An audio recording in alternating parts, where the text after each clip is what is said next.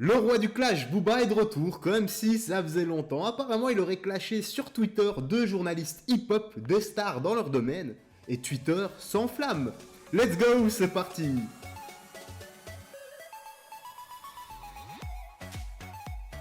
Comment ça va YouTube frérot, serait Internet, la Justice League et les autres, et j'espère que tu vas bien et que tout se passe pour le mieux pour toi. On se retrouve ensemble aujourd'hui pour parler d'un petit drama comme d'habitude. On adore les dramas sur la chaîne, les clashs, les embrouilles, tout ça. Apparemment Booba a remis le couvert, mais cette fois-ci c'est pas contre des rappeurs, mais contre des journalistes. D'ailleurs ça me fait penser à une histoire ça, tu vois, avant, du temps où les salles de sport étaient encore ouvertes, donc il y a quelques mois d'ici, je me rappelle que j'avais une petite gêne à l'œil, ça faisait presque une journée que je traînais ça, je mettais des gouttes, etc. Mon œil commençait à gonfler, je sais pas ce que j'avais dedans, bref.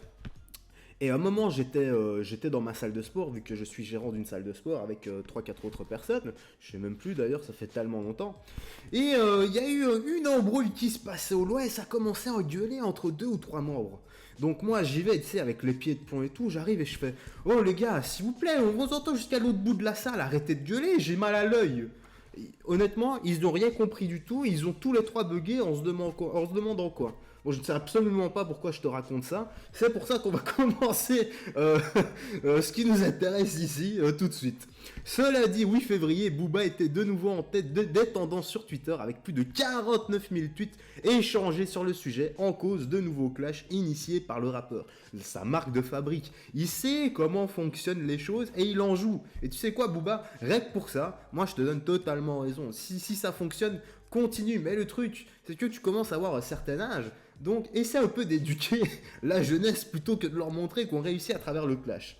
L'affaire a démarré dimanche lorsque Booba s'en est pris au journaliste et animateur de radio Yerim Sar, que je ne connais absolument pas non plus, après que ce dernier, accompagné de Fif et Pascal Sefran, que je ne connais absolument pas non plus, a critiqué sur Move son dernier tube, Rapti World, sa version revisitée de Baby Girl. Évoquant un droit de réponse, le duc du bois de Boulogne a réclamé une invitation. Soyez là tous les trois, je viens avec plaisir chez vous. Et dans un autre message, les qualifier de quiche à 3 fromages.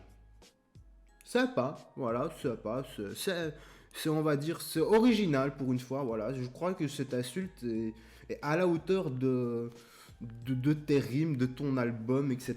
Boubaz, voilà. Mais face aux attaques, Yerim Sar ne s'est pas démonté et a publié la version longue de sa virulente critique. Si après 25 ans de carrière, t'en es réduit à faire du Joule avec 4 ans de retard, c'est un peu comme quand tu vois un grand-père qui se déguise en clown pour amuser ses petits-enfants. D'un côté, t'as de la peine pour lui, et d'un autre côté, tu te dis qu'il le fait pour la bonne cause, amuser ses enfants. Peut-on ainsi l'entendre dire, le journaliste ne s'est pas arrêté là, avec des sous-entendus beaucoup plus sérieux, attention, c'est dur la crise de la quarantaine et moi personnellement je préfère que ces rapports aux mineurs se limitent à la musique. Il y a déjà R. Kelly là-bas. C'est pas la peine de rééditer. Ouh là là là là. Ah il l'a tué. Ah là franchement là j'ai rien à ajouter. Ah pour un roi du clash qui se fait clasher. C'est l'arroseur arrosé. À Booba, là, je sais pas ce que tu vas dire. Sois là pour m'interviewer, je te promets que je te toucherai pas. J'ai du sursis, mais bon, on pourra débattre comme des grands garçons, lui a répondu Booba. Ah ben ça c'est bien, voilà. On peut débattre sans pour autant devenir violent. Ben voilà. Là, t'agis en homme. Là, c'est ton. Je sais même pas comment tu t'appelles en fait, ton vrai prénom, Booba. Mais vas-y, on va t'appeler Gérard. Là, ben, c'est le vrai Gérard qui parle, tu vois. C'est pas l'affiche, c'est pas le personnage Booba. Non, là, c'est le vrai Gérard. Sur Twitter, Yerim Sar a poursuivi le clash dans une série de messages portant de graves accusations impliquant des mineurs. Aïe aïe aïe aïe. Franchement, si c'est faux, Yerim, si ce que dit Yerim est faux, Booba peut porter plainte pour diffamation. Sauf si c'est des sous-entendus. Mais je pense que même avec des sous-entendus, on pourrait porter plainte. Il faudrait voir au niveau juridique ce que ça dit. Booba n'a pas répondu à aucun de ses tweets et a supprimé ceux faisant référence à Yerim Sar. Ouh, et on aurait quelque chose à se reprocher. Mais on n'est pas tout rose dans l'affaire, on n'est pas tout blanc. Hein. Enfin, blanc, oui. Enfin, pas avec sa couleur de peau. Quoi. Enfin, bref, je vais arrêter, sinon je vais m'enfoncer. Il n'est pas resté silencieux pour autant, s'attaquant violemment ce lundi 8 février à un autre journaliste et spécialiste du rap, Mehdi Maizi. Les deux hommes se connaissent bien puisqu'ils ont travaillé ensemble pendant plusieurs années, avant que l'animateur de rap, ne quitte la sphère de Booba pour rejoindre Apple Music. A noter que Mehdi Maizi est également un ennemi proche de Irimstar. Ah ben voilà, ben ils vont faire la paire, hein, ils vont l'enculer comme la seule roi. Sache que je ferai tout ce qui est en mon pouvoir pour que tu perdes la face et que tu perdes ta place.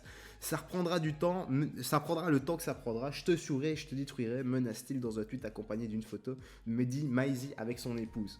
Et ben franchement, là t'agis pas. En fait, Booba, on dirait que c'est de la vengeance de collégien. Ouais, t'as dit ça, tu fais ça, ben moi je fais ça, mais on 10 fois pire. Mais c'est n'importe quoi, gros, c'est n'importe quoi, franchement.